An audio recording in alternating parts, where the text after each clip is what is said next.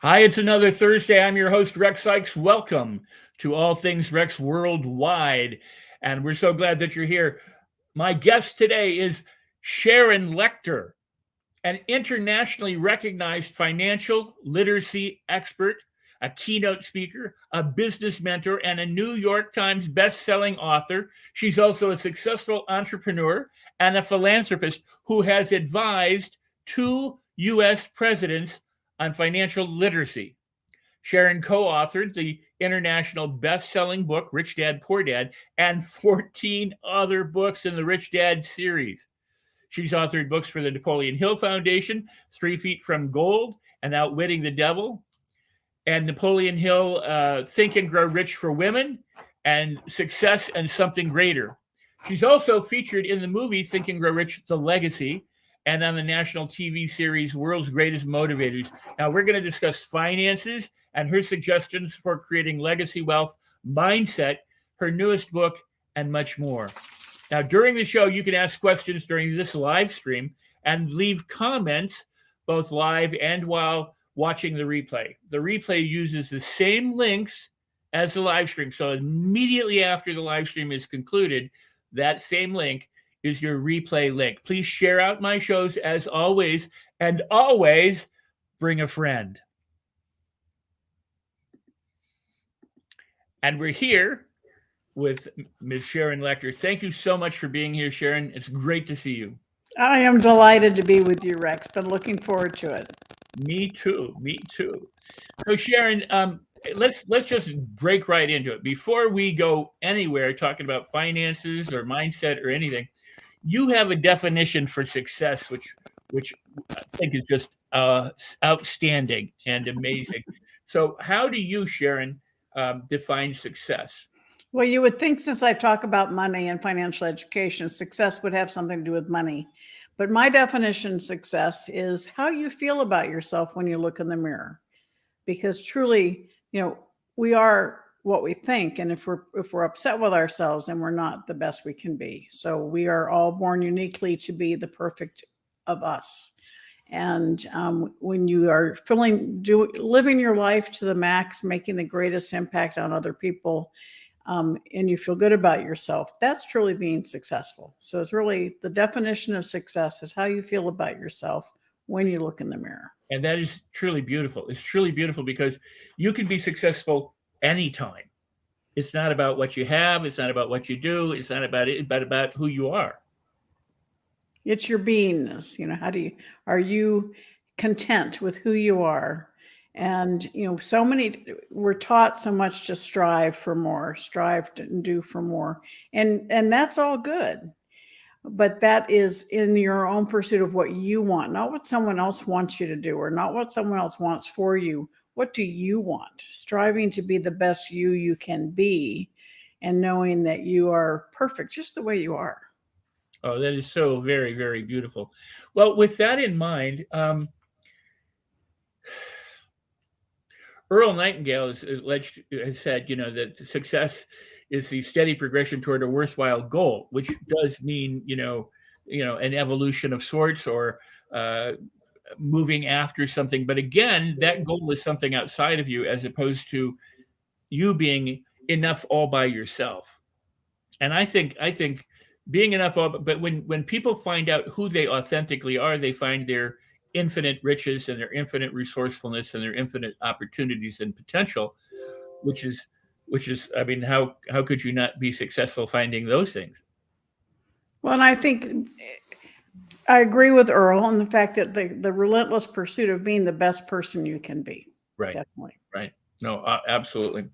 So with that in mind, before we get into wealth, let's talk a little bit about mindset because um, there are some people who believe you have to do lots and lots and lots of stuff and sacrifice and struggle and work hard.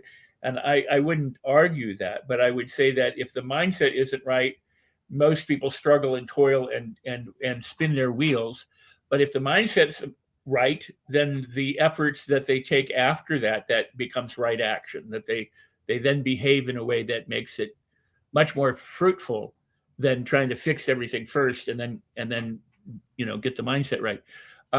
How do people? What can people do from your experience, and because you also worked with the Napoleon Hill Foundation and the books Outwitting the Devil, and what Carnegie and Hill have discussed, how would you tell my audience today, or what would you say to them in terms of, hey, manage your mindset, get it straightened out? Well, let's start with some simple concepts. Your brain, your mind can not hold positive and negative at the same time. So if you're focusing on negative things, you're going to attract negative outcomes. If you're focusing on positive things, you're going to attract positive outcomes. And when you think about money, I challenge you to think about, what did you hear about money from your parents when you were little? Did you hear things like money doesn't grow on trees, pinch your pennies, save for a rainy day, or my most favorite, we can't afford it? What do all those things have in common? They're negative. So you grow up money negative, money negative, money negative. No wonder we end up with scarcity mindset, and we're taught to chase money. All right. And it's really important to understand where that came from, because that scarcity mindset doesn't go away overnight. Even when you become successful, if you have a scarcity mindset, you're going to be afraid you're going to lose it. And so you need to address the mindset as much as the money actions. And I teach mindset as it relates to all of my courses, in addition to the actual strategies that you employ to improve your financial position, because that mindset needs to be one of abundance, and you can't get there unless you release the scarcity.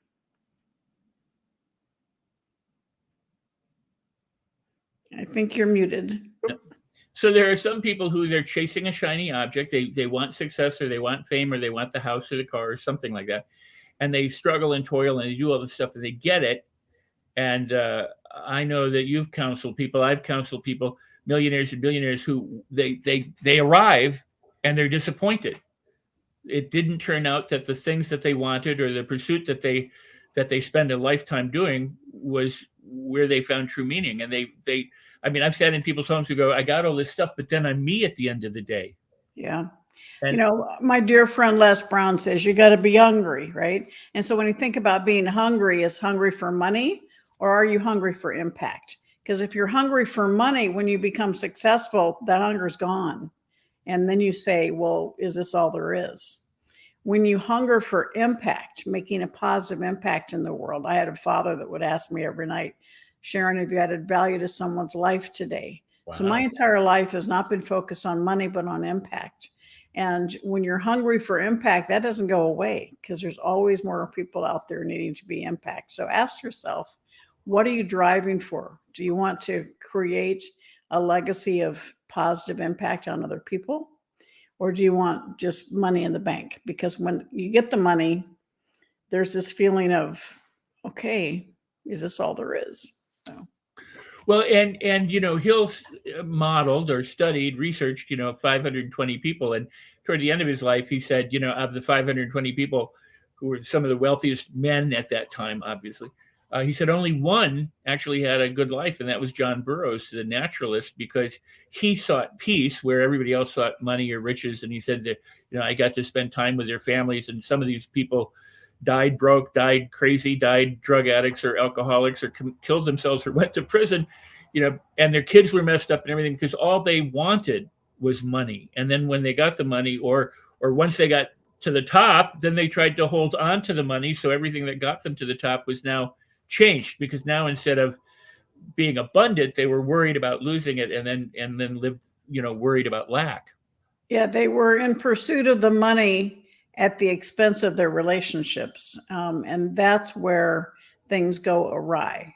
If you're pursuing impact and positive impact in the world, and you're pursuing the power of association, which is what I teach, you get rich through relationships. You get rich through impact. And as a result, your bank account starts filling up. But when you're concentrating on nothing but the bank account, then you end up having issues with your relationships, issues with your associations. And so you have to check yourself. And again, look in that mirror and say, what is it that you truly seek?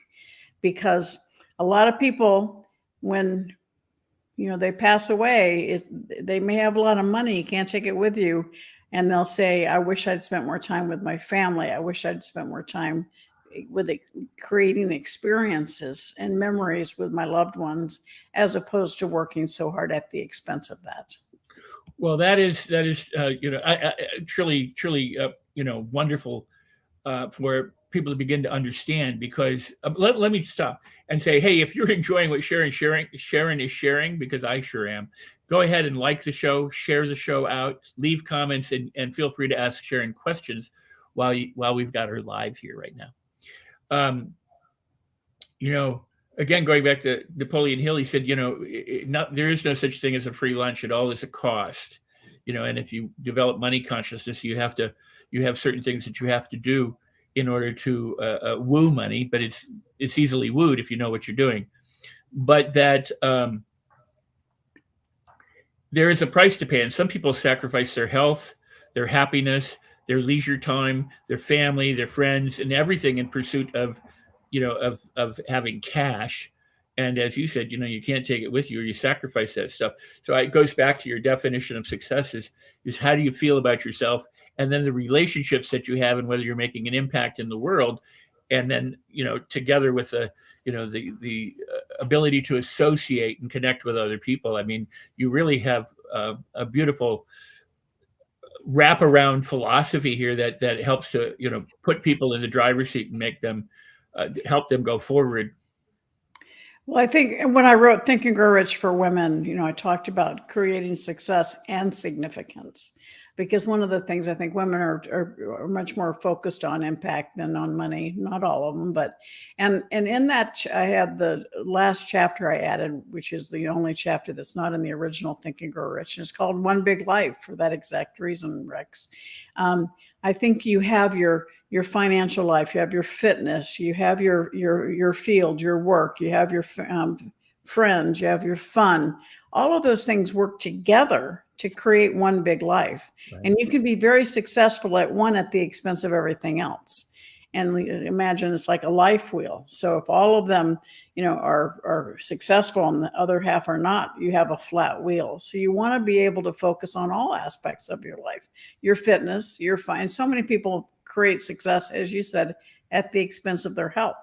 So fitness, your finance, your faith, right? How do you feel about yourself? Do you feel good about others? Do you have a faith in God?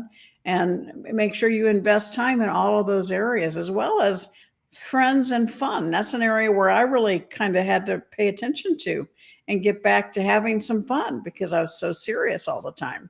And so all of those things work together to create one big life. And that's really the message that I have in Think and Grow Rich for Women, and something that I share when I'm speaking as well, because it's, again, it comes back to how do you feel about yourself?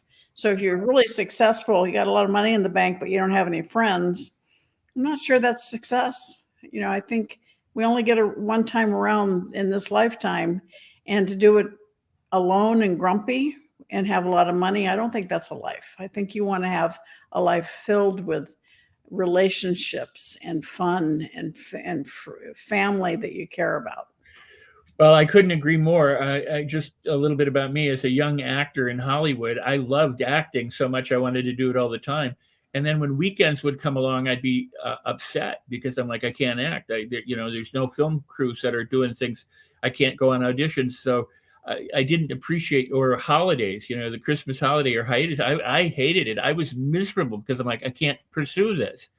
And it took me a good long time before I went, I'm here to have fun. And I'm not having fun. I mean, I'm having fun when I'm doing it, but if I'm not doing it and I'm not having fun, I need to find a way to make that balance. So I'm having fun and enjoying people and relationships, as you just described. So it's an important lesson. Another thing, there are a number of people who I know that you meet, you consult with, and help in the world, and I do too. People who have overcome incredible physical disabilities, or have cheated death, if you want to, through cancer, or healed themselves of incredible difficulties or disorders or diseases.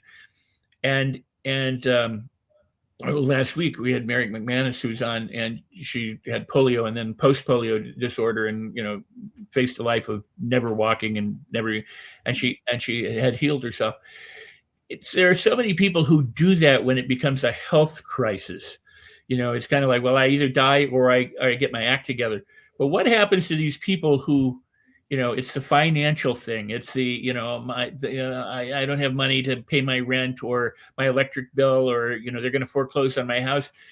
That if you can overcome all this physical disability and heal yourself, you should be able to overcome financial inability or disability and be able to heal your pocketbook so that you're thriving instead of simply surviving. And yet I don't think people consider it quite the same way. What would you say to them? Well, I think it's a great question, Rex, particularly what's been happening in the last few years, because people have been downsized or outside, right sized, outsized, right? Fired, laid off. And so when your entire financial world depends on an employer, you're at the highest level of risk. A safe, secure job is a misnomer. And so you really want to focus, and this is what I teach, on buying, building, creating income producing assets. So it's not what you do for your paycheck that determines your financial future. It's what you do with your paycheck. Are you getting paid and spending it all and it's gone? You have to go back to work to get more money. Or are you reinvesting some of that into your own personal balance sheet by buying, building, creating income producing assets? Because you don't have to have millions of dollars to be financially free. You're financially free when the income from your assets exceeds your monthly expenses. The problem is we're not taught that in school. We're taught to exchange time for money to get a paycheck. And so that's all of my teachings is to get people to understand, let's focus on assets. And when you're just starting out, don't get yourself into a lot of bad debt because that holds you back so much. But if you are in bad debt, let's focus on how to get out of that so that you can start building a future through buying, building, creating assets. Whether you're young or in your 60s or 70s, it's never been easier to make money, but you have to focus on the type of money you're making. No, that's great. I mean, it's never been easier to make money, and yet there are a lot of young people out there right now who do have bad debt, and they don't know what to do, and they don't know how to make ends meet, and or they lost their job or whatever, and so I know that you teach this, but could you share one or two, a couple of things that they might do?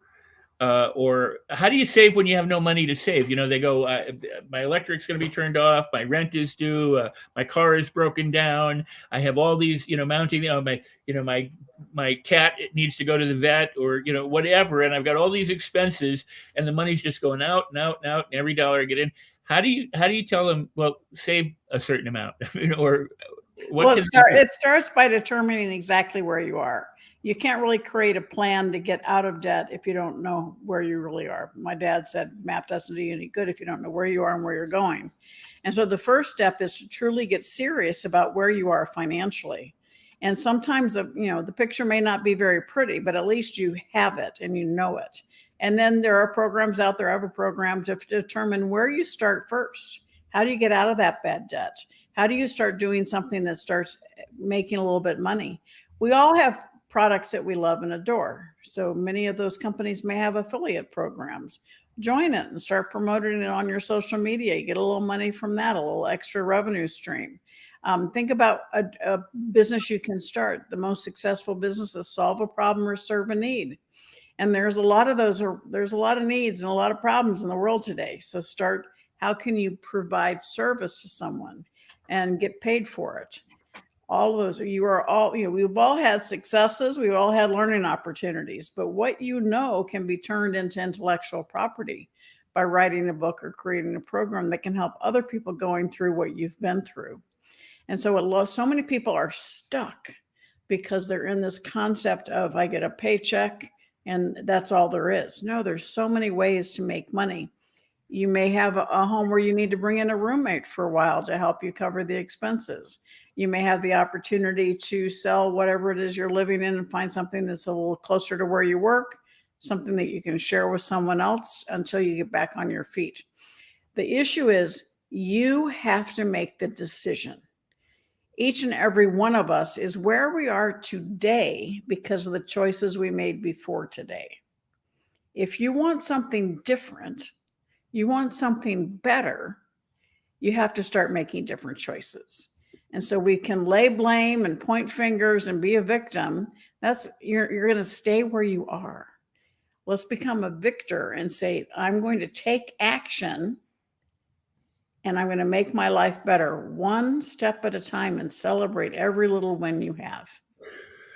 Well, so that brings me to something that you're doing every single day, because mindset matters. And for people to begin to feel good about themselves so that they are successful, to be able to take a realistic look at where they're at, and then be able to say, you know what, I am capable and confident that I can be competent at making these changes.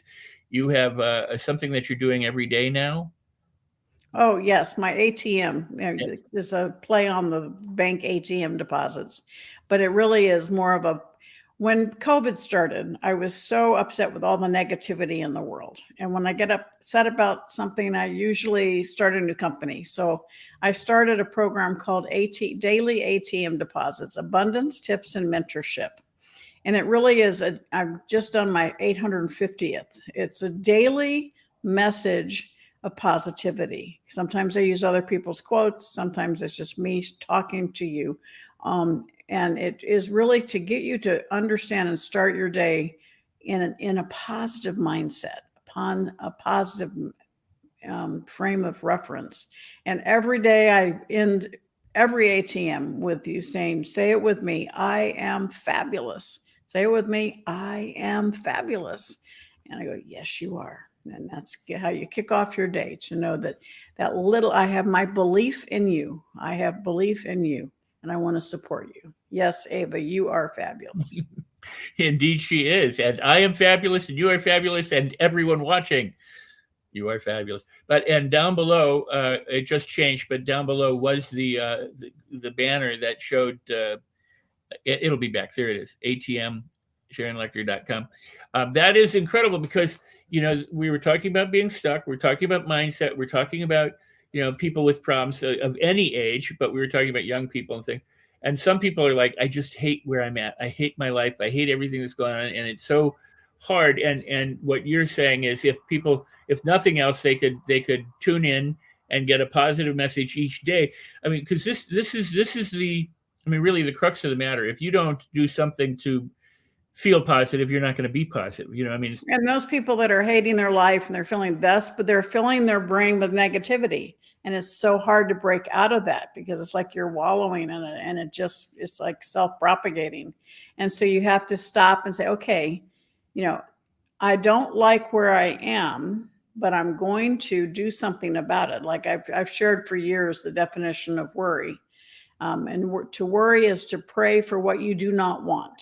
Now, I yeah. happen to be a champion worrier, but when I saw that definition, it really helped me so much in my own life. And I share it around the world, and I get people all the time reaching out to me, because it brings it home to you. Because we get into these worry storms, which is negative. We're worried about something happening. And so I say, when you get into one, stop and say, I'm not going to focus on what I don't want. I'm going to change my mindset and focus on what I do want.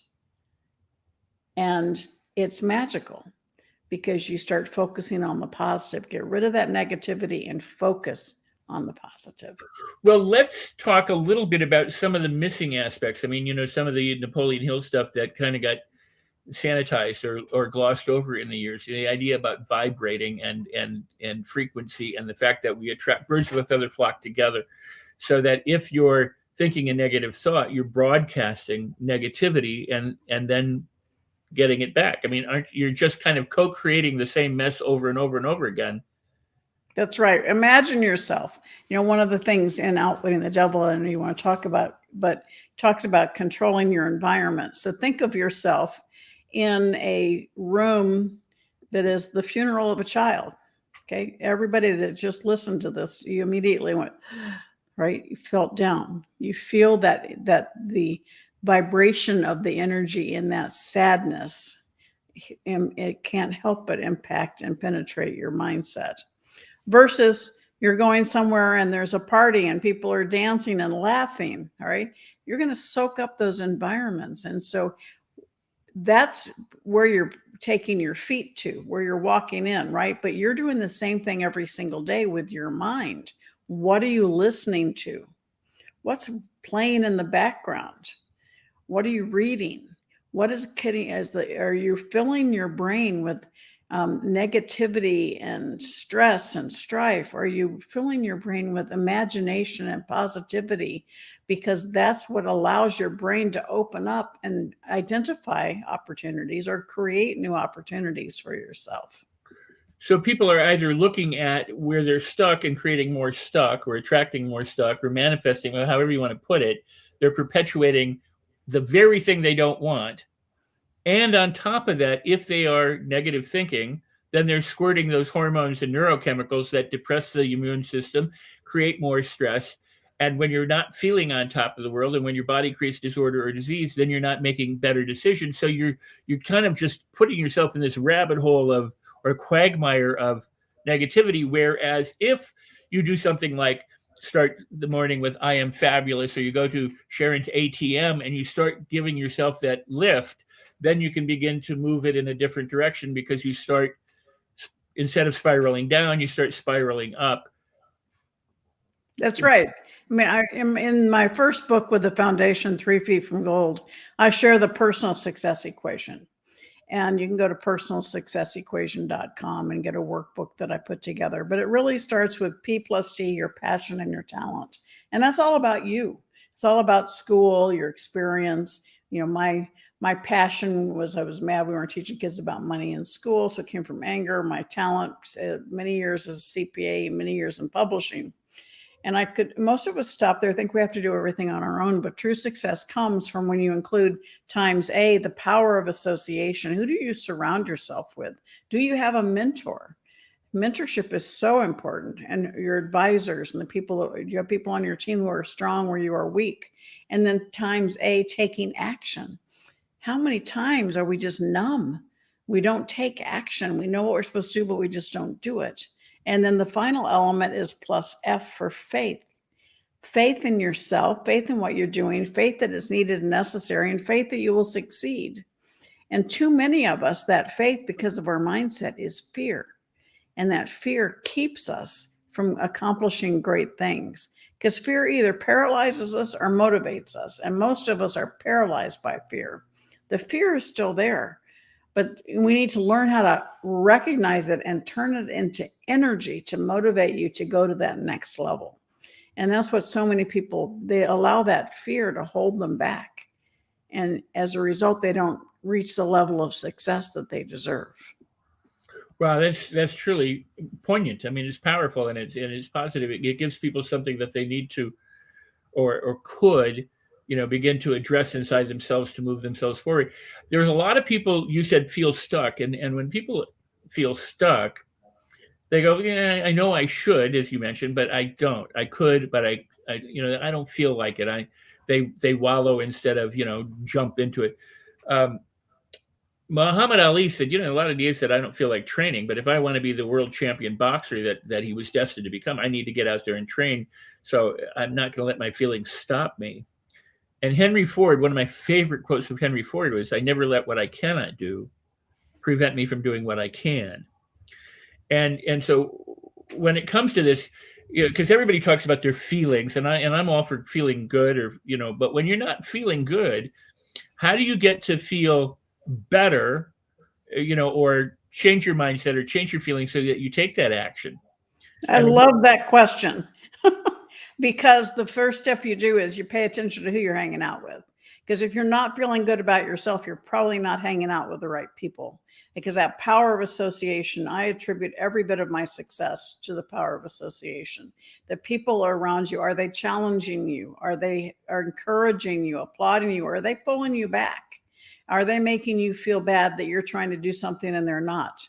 So it's really important to understand what those influences are around you, because particularly the last few years, a lot of people have been stuck in neutral.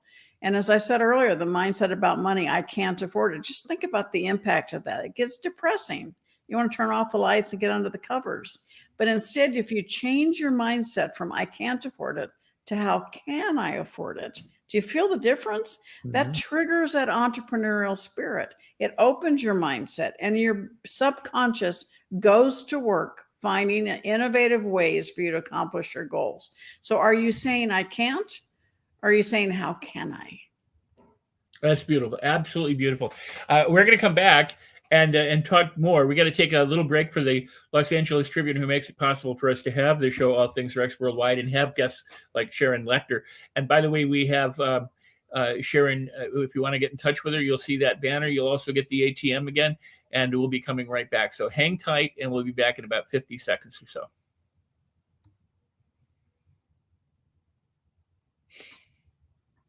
And we wait.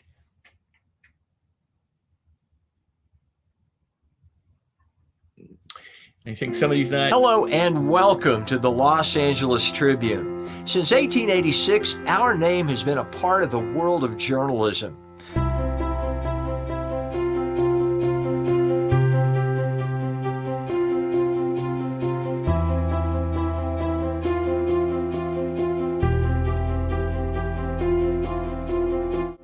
We have earned a reputation for being a publication that practices integrity, authenticity, and responsibility. For general inquiries, contact today. Thank you on behalf of the Los Angeles Tribune team. And we're back with Sharon Lechter and with you. And again, you can like the show, you can leave comments, you can ask questions, and please do share this out. You can leave comments during the replay. All of the live links become replay links as soon as the show's done broadcasting. And you can invite friends and share this with the people who are important to you. And I hope that you will, and I hope that you do. And I'm so glad that you're here watching live and in the replay. You're why we do the show in the first place. So thank you. Sharon, this is really powerful and it's profound. And I know it's really helping people out there. Because you said it again before. Now, environment and the people you're hanging around, but you also said, what are you filling your mind with? Are you doing some reading or some daily, auto-suggestion or affirmations or something along those lines? In other words, what are your practices in addition to, what are your surroundings that uplift you as opposed to, depress you or cause you to remain stuck? And then you talked about mentorship. And can you talk more about why people need to have a mentor? I think you've done great service already to that. But a lot of people just go, yeah, well, someday when I'm ready or whatever. And they just don't they don't just do it when they need it. They think of it as a luxury as opposed to something that can really benefit them. Well, a lot of people have this, I'm not good enough, I'm not worthy, I'm not ready for a mentor. You're always ready for a mentor. The issue is what mentor is there to support you.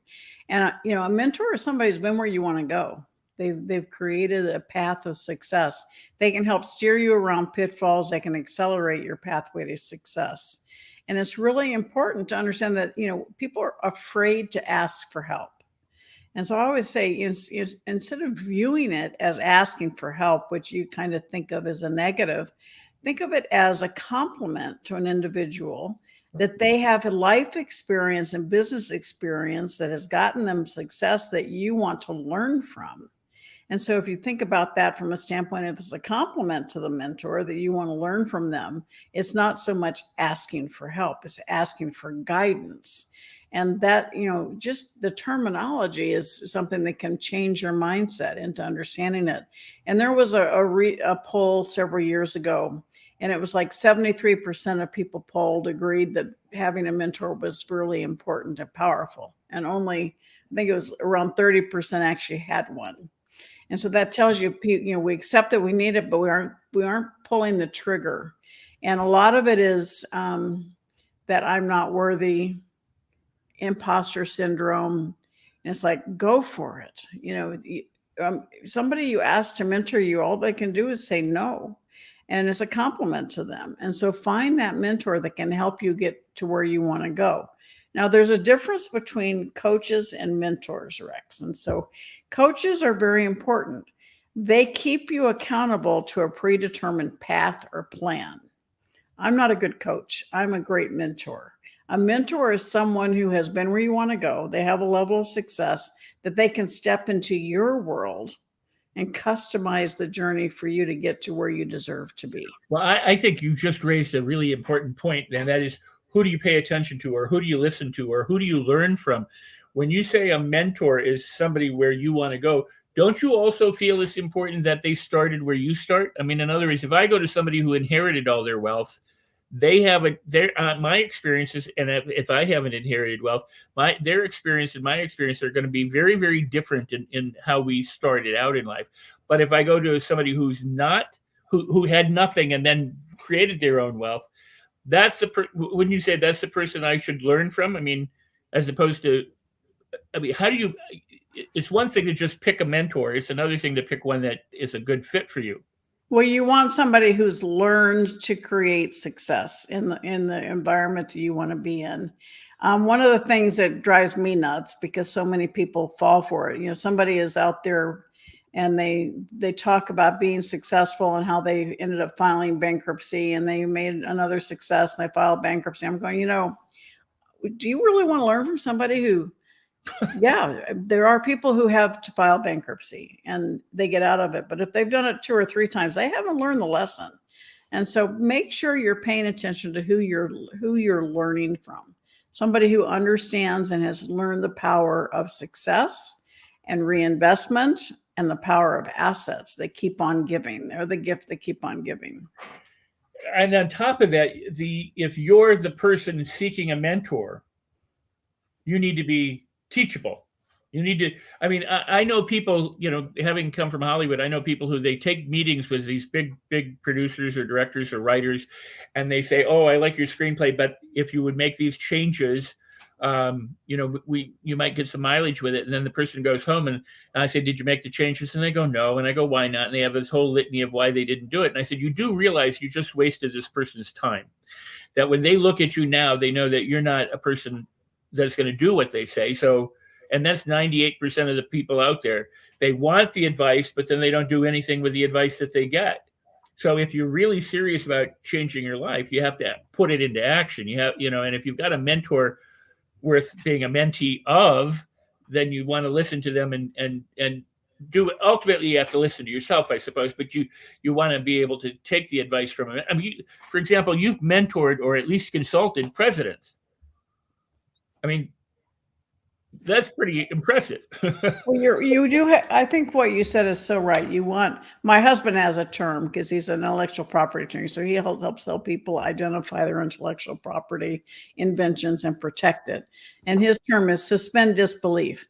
So a good mentor will suspend disbelief in anything and help somebody create the next level of success. But a mentee, the person seeking mentorship, also has to be open to the possibilities.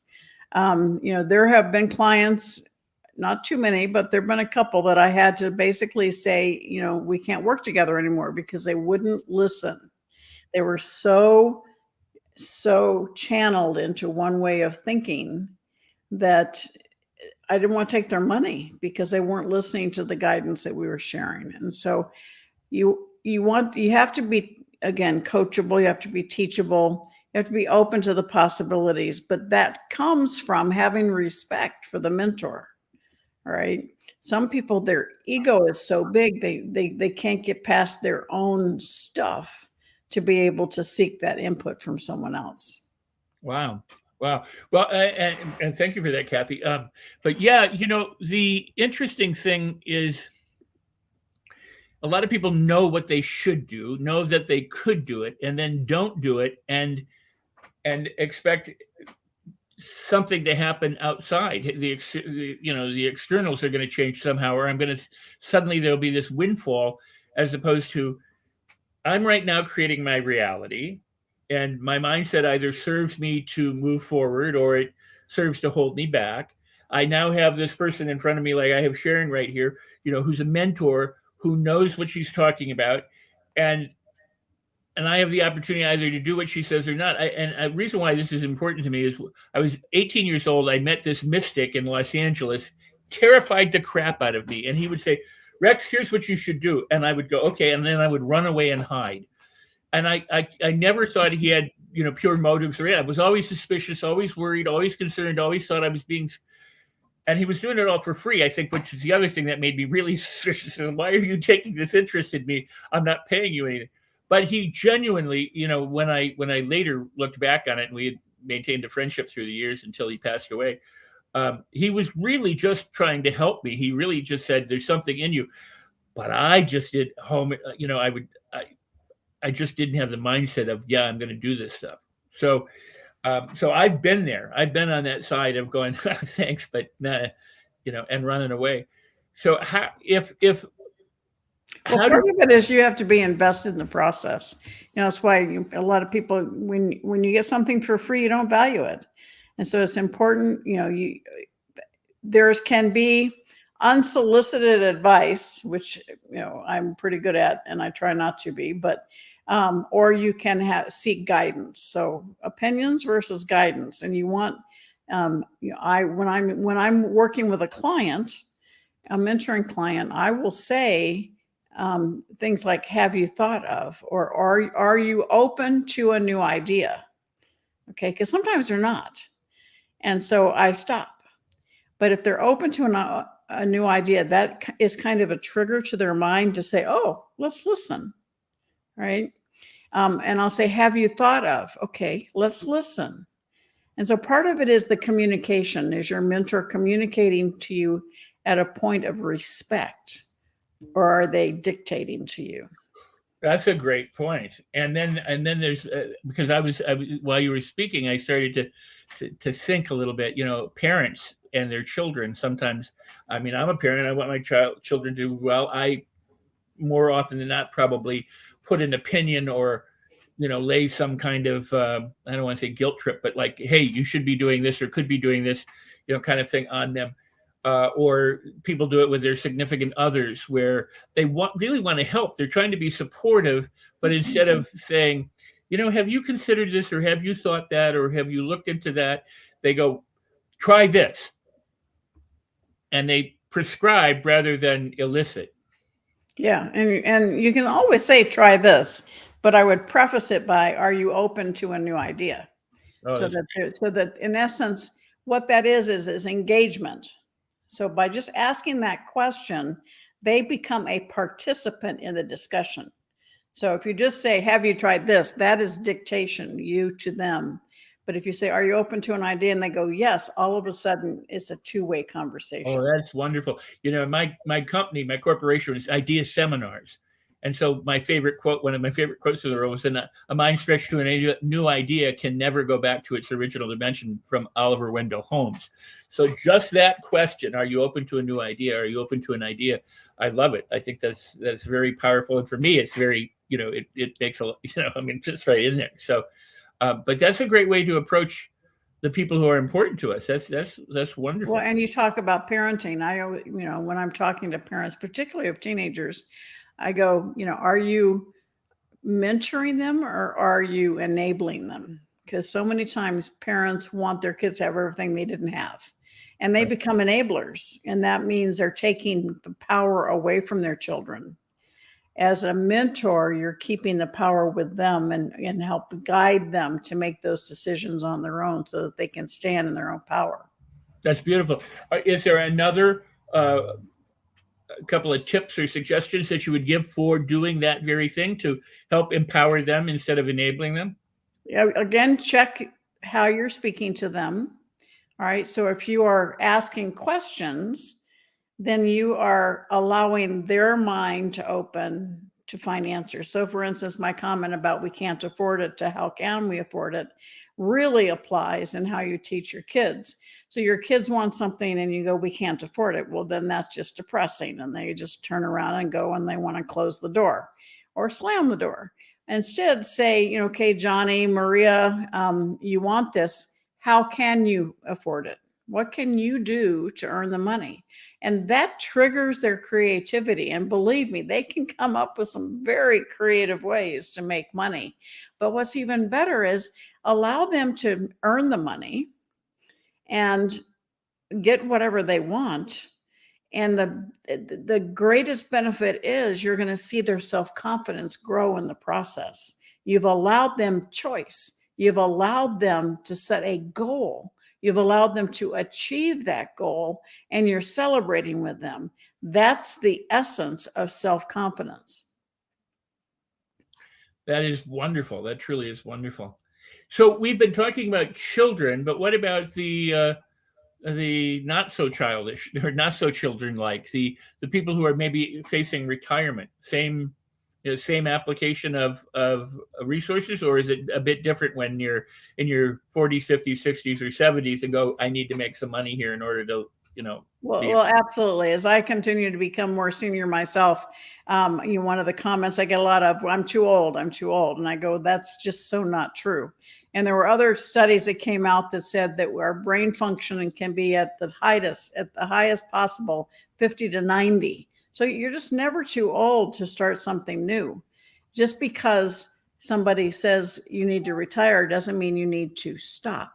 I say, don't retire, refire. Reframe what you want in your life and start something new. From being an affiliate, as I said earlier, something that you believe in, sharing it with other people and getting a revenue stream, from starting your own business. It's never been easier to start an online business. It's never too late to get started, but you always want to get started. Don't let it pass, not let another day pass.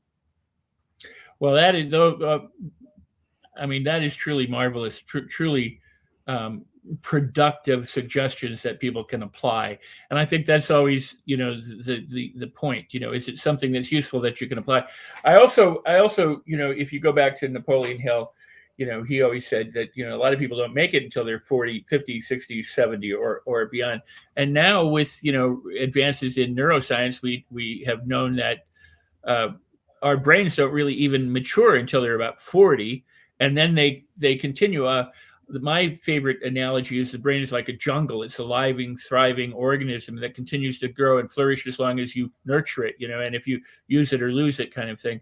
And we're still combating this idea that if you're older, you're heading more towards senility than you are toward, staying cogent and bright and sharp and alert and being able to do everything as if somehow we're helpless. And I do think that that's part of a societal myth that is, designed to pretty much keep us helpless and hopeless whenever they can. You're either too young, or you're too old, or you're too broke, or you're too this, or you're not the right political party, or the right religious, or the right color, or the right something. And all of those things really don't matter when your mindset is right and your heart is in the right place, as I think you would say, right? Well, I think, as well as control over your environment, Rex, it's also control over your time. Are you spending time and let it go by, or are you investing your time in being productive and creating a future? And I know this personally, because I've had this issue in the last few years where you look back and you think, okay, I'm well down the runway of my life. And you can look backwards and feel sadness for what you didn't do or what you didn't accomplish. But that doesn't help anybody. Right. That just holds you there. It stymies you. So instead of looking back, say, look at all the wisdom I've gained, all the experience I've had, the successes, the mistakes, the learning opportunities. And I am so enriched by the life I've led. What is amazingly possible for the future that's left of me, and to make use of every single day, and to realize, particularly the last few years, as some of your audience may know, I lost my youngest son almost 10 years ago. And it put me into a world of numbness and living life in neutral. And it took me a few years to get out of that, to realize that I still had more to do. And it was like his voice in my ear saying, get over it, Mom. You're still here for a reason. There's more for you to do. And in the last few years, a lot of people have been stopped due to COVID, illness, financial setback, divorce, death in their family, as in my case. The issue is you're still here, and you're still here for a reason. And what you've been through, all the positive things and all the negative, have created who you are today. And you have the unique opportunity to help other people coming through that are facing the same issues that you faced. And what a gift that you can give to the world and to those individuals by sharing and allowing them to understand how you continue moving forward. And, when you give the gift of hope to someone else, your own hope rises along with it. Wow, that is truly powerful. What you said at first, about people look back in their time and they regret it. The folly of people is amazing. In some cases, they go, I've wasted my life. And then they spend the rest of their life regretting that they wasted their life. I mean, they're perpetuating the very same thing that they did instead of going, whoa, I don't have to do that anymore. And now doing something new and different, which is why, you have the ATM and why you do what you do. One of the concepts that I think is so powerful that you and Robert put forth in Rich Dad, Poor Dad was, and I remember this every single day. I love that you say, it's time. You can say eat leisure. It could be money. It's the concept of feeder or eater. Yeah. So assets feed you, liabilities eat you. And it's, it's kind of a simple concept. One of our most controversial messages is your house is not an asset. And It's because it's not an investment asset, because a house, if you live in it, costs you money. It doesn't make you money. Of course, in today's world, a lot of people can make money with Airbnb and that kind of thing. But the issue is understanding, are you going to spend time buying toys that just drain you? Are you going to spend time investing, buying, and building assets that generate income and buy your toys from that income? All right. So we share an example in one of the books about wanting a Porsche. And instead of buying the Porsche, they bought the apartment complex. And that apartment complex generated monthly cash flow each month that paid for the payments of the Porsche. Well, all of a sudden, 5 years down the road, the Porsche's paid off. They have the Porsche and they still have the apartment complex generating money every month. That's a perfect example of paying attention and investing your time in buying, building, creating assets, because those assets become your employees. They work for you. So, and as I said earlier, you're financially free when the income from your assets exceeds your monthly expenses. And again, it's not millions of dollars. It's whatever your living lifestyle is demanding on a monthly basis. Focus on getting assets that generate that kind of passive income each month.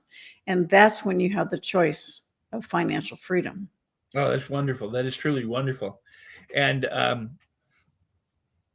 I oftentimes, I do think about it in terms of the finances, but I also think about it in terms of my time. Am I feeding myself and growing, or am I being eaten by how I spend my time, or my leisure, or my friends, or any of it? They all could be one or the other, in the different areas, of your life. So that concept has been one that I've really, really enjoyed, and I appreciate you. Well, financial freedom means you have your time back. Yes, indeed. Because your assets are working for you. So you have the choice of how to spend your time. That's the greatest gift there is. Absolutely. Absolutely. No, I've been fortunate. I own my time. So, I love what I do, and it's truly incredible in that regard. Wow, this has been really powerful, Sharon. You brought so much to the table. You have a book now that is recently released, and you want to talk a little bit about that, and then I've got some other questions on the other side. If we go a little bit long, is that okay with you, or do you have a hard stop? Sure, no problem. And my most recent book is called Exit Rich. It was with Michelle Saller Tucker and Inc. magazine. And really, it's about people understanding that when they're building a business, we get all excited about our product and selling, and we don't build the structure of the business. All right.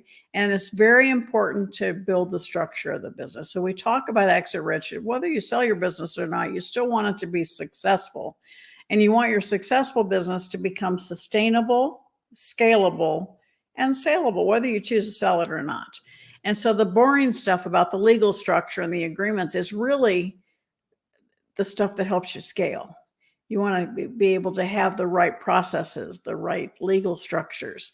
And so Exit Rich helps you dissect your company and helps you understand how to build that strong foundation about talking about the people that you have in your business, the processes that you have, the business systems, the proprietary side of things. Where's your intellectual property? How is that intellectual property identified, protected, and leveraged? The patrons, the people that are part of your business. In today's world, many people get excited about their social media presence, but you don't own those names. You want to nurture those individuals in social media. You want to be out there, the lead generation, but nurture them and bring them home to your database. Many companies sell simply from their database and the profits of the company. So all of those things come together. We talk about the 6 Ps of building a strong business that can be successful, sustainable, scalable, and saleable. That is incredible advice.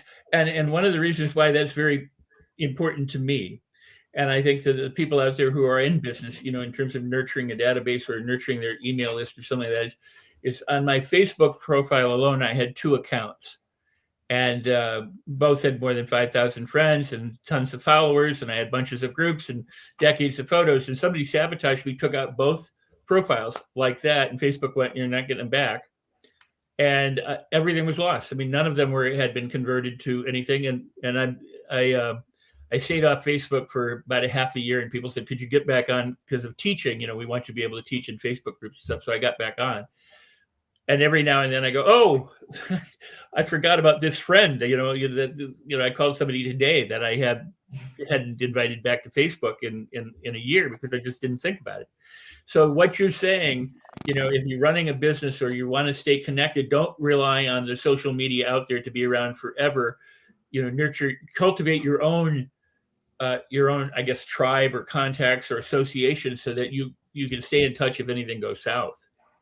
Well, it's there's something called goodwill when you sell a business, and that's the valuation of your business that's not on your balance sheet. It's the goodwill is the brand valuation. The what people respect and love about you may not be on your balance sheet. And so if you think about the intangible asset valuation of the brand Coca-Cola or the brand Apple, right? The 2 largest intangible assets we have. And they're 0 on the balance sheet. So you have to understand that when you're building your business, you need to identify those things and you need to highlight that's the proprietary side of your business. And so 40 years ago, Rex, Fortune 500 companies were 85% bricks and mortar, 15% intangible. And that is more than flipped now. Close to 90% of today's Fortune 500 companies valuation is intangible. The other 10% is fixed assets. And that's because the world we live in, the internet, and the fact that the world is, you think about Airbnb, one of the largest hospitality companies, owns no hotels. Uber, one of the largest transportation, they own no cars. And so that's the Amazon, right? All of them, they have tremendous intangible asset valuation of the company. And so do you, every one of you in your company, you have intangible value and intellectual property. You just need to identify it, protect it, and leverage it. God, that's great. That is beautiful. A few more questions. One, what would you say is the main takeaway from 3 Feet from Gold when you wrote the book?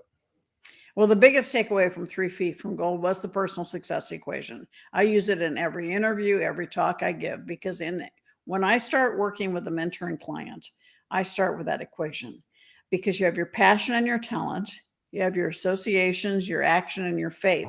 And usually when somebody's had success and they've plateaued, we go through this, and it's usually their power of association. They have not continued expanding their network. They haven't expanded their reach, and or the faith. They don't have the confidence. They don't have they feel like they've gotten to where they are and they don't know how to get to the next level. And that power of association and faith, they go hand in hand. When you have the right people around you have the right mentor, then the faith goes up, because when you have a bad day, they won't let you stay there. And so analyze, go to personalsuccessequation.com and go through that workbook. Analyze your associations, analyze your passion and your talent too. But let's see how we can expand your associations to give you more self-confidence and more depth to your organization. Wow. Powerful. And grace. Would you like to talk about grace? Because we had a little bit of a conversation prior to the show, and I love that. That's so beautiful. Well, one of the things over the last few years, I've had, I've just been so blessed with so many friends and incredible people in my community. And there's a word that keeps coming back to me about living life with grace. So I'm actually working on a book. I'm not sure if I'm ever going to publish it, but it's really about living with grace, because, we've all had things happen to us that are not pretty. And we have a choice. We can react with anger, or we can say, okay, that happened. What am I going to learn from it? And focus on doing good in the world. And it's something that, nobody wants to admit that they've had situations happen to them that made them angry, but we all have. And so living life with grace is understanding to keeping negativity out of your life, making choices to reduce negativity and increase positivity in your life.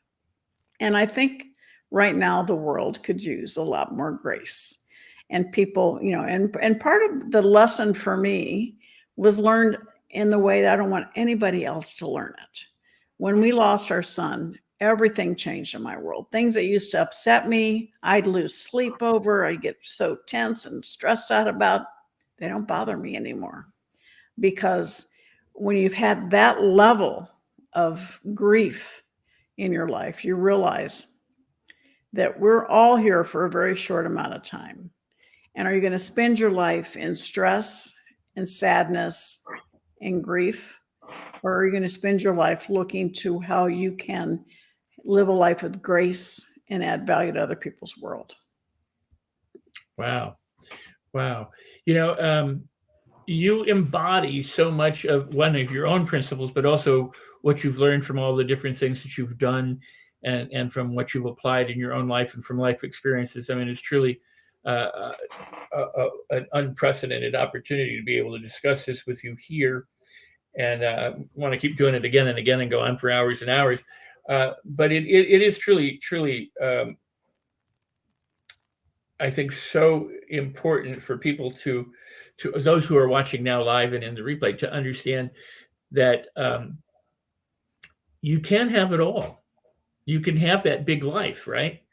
And that is your mission. And when we think about, like, Napoleon Hill, he'd say, go the extra mile and add value to other people, and and understand that where you put your attention is an investment in yourself or in your future, and and I just really, I want to give you one, I want to come back to the ATM, but I also want to give you the last word to say whatever you would like to say that's on your heart, to the audience, to the people who are listening and watching right now, because this is truly valuable and very, very powerful. So thank you, Sharon. Well, thank you, Rex. And I just want to applaud you for putting this show on. And I know Ava's in the background. Thank her for her support. Yeah. When you say you really truly can have it all, first you have to start by defining what is all. Okay. What's your definition of all, not somebody else's? Okay. You can have it all if you define what that is. All right. It's your choice to be grateful and treasure what's in your life. It's also your choice to be unhappy and to want more and to be envious. Gosh, it's been several months, but the old me finally learned what FOMO means when on text and on social media, fear of missing out. And somebody came along and they posted JOMO, joy of missing out. And I thought, oh, we need more of that, right? Define what's all for you. Define what you want in your life and make it happen, right? There are so many avenues I could have gone in my life. And if I focus on the avenues I did not take, then I'm being negative. Often people ask me, what would you say to a 16-year-old Sharon or 21 Sharon? And I get asked that question a lot. And my answer is, I'd probably say, don't stop. But most importantly, I don't want to focus on that, because if I hadn't had all my successes and all my mistakes and learning opportunities, I wouldn't be who I am today. And I have a 42-year marriage. I have beautiful children, beautiful grandchildren. Yes, I'd probably like to go back and not lose a child. But focus on you today. Focus on what God has given you. Focus and be grateful for what you have. Don't focus on what you don't have. And know that you have a choice every single day on how you focus in the first 5 seconds of the day, like Mel Robbins, but with my ATMs, focus on positivity and it stays with you all day. Focus on adding value to other people's world. Focus on relationships. My husband and I, first thing every single morning, give each other a giant hug. Focus on adding value to your life by adding value to other people's lives. And your life will be enriched and you will have it all. Wow, that is outstanding. And I said I'm giving you the last word. Now I'm talking. I have a friend who said back in 1980 or something, he said, a kiss at the end of the day is great, but a kiss in the morning lasts the entire day. And I was like, wow, I've always remembered that and remembered, and that's kind of like everything not everything, but what you're saying, it's a choice of how you begin your day, how you consider your life, how you evaluate things, what you focus on. It is all your choice. And that is truly beautiful. Well, thank you. And I think, we all, as I'll repeat this, I said this earlier, don't be hard on yourself. We are all where we are because of the choices we made before today, but you can't make a different choice because you're here. So let it go. And if you want something different, start making different choices today. And all of us are here to support you. Rex is here to support you. Los Angeles Tribune is here to support you. Sharon Lechter is here to support you. You're not alone. And so allow us to support you in creating the next best chapter of your life. Oh, that is beautiful. So be sure to reach out to Sharon. We'll put that on the crawl below so that they can see you at SharonLechter.com, and then also the ATMs. We want to make sure that people have access to that. There we go. There's connect with Sharon at SharonLechter.com. Do that. And the ATM, you will get that one coming up. And then we want to go back and get the workbook that you had. So follow Sharon's daily abundance tips and mentoring at ATM at SharonLechter.com. And there we go. And visit the successequation.com. Personalsuccessequation.com. Yep. And if you missed it, you can watch it in the replay because it will be there. And we thank you for watching. Please do go ahead and continue to leave comments in the replay. Thank you for watching so very much, for your comments, for everything, for being here, and for sharing out the show. Because I can't share it to everybody, but you certainly can help, and you do, and I appreciate that so much. Sharon, this has been marvelous. I'd love to do it again when you're available. It's great. We've gotten to share platforms. We recently were in the Neuroscience Summit with a Tribune together and talking for a little bit and different things. So I can't tell you how much I enjoy you and your offerings and all the things that you've done in the world. So thank you so much for being here and being on All Things Rex Worldwide, and taking your time and gracing the audience with your wisdom. Thank you. Thank you, Rex. And I really appreciate all you're doing to support others as well. So I applaud you. Thank you. Thank you. So kind. I'll be back in just a moment. So I hope you enjoyed the show, and I hope you continue to share it out, like it, leave comments, and all that sort of thing. And we're on YouTube, LinkedIn, Facebook, Twitch, Twitter, Periscope, Roku, and wherever else we are. So please go ahead and take that. Visit me at rexsikes.com. And I got to tell you a little bit about my book. It's Life on Your Terms. If you go and get the book from Amazon, there's a little website right there, rexsikes.com/book. It'll give you all the instructions for what you need to do. Go and order the book, get the hardcover or the softcover book, and I will gift you a bonus training valued at $497 called The Mastery Loop. It's on how you master your mindset, your emotions, your speech, your self-talk, your behaviors, so that you can skyrocket the results that you get, whether that's your relationships, your finances, your own personal happiness quotient, or success. So go ahead and get Life on Your Terms. It's a powerful book. It's broken down into tiny little bite-sized steps that you can apply and transform your life. And I promise you, you'll enjoy the book. So many people have, and so many people are. And as I always say, in closing out the show, I go, if you consider something a problem, it'll be a problem. If you consider something a blessing, it is a blessing. So with that, celebrate it all. Celebrate everything.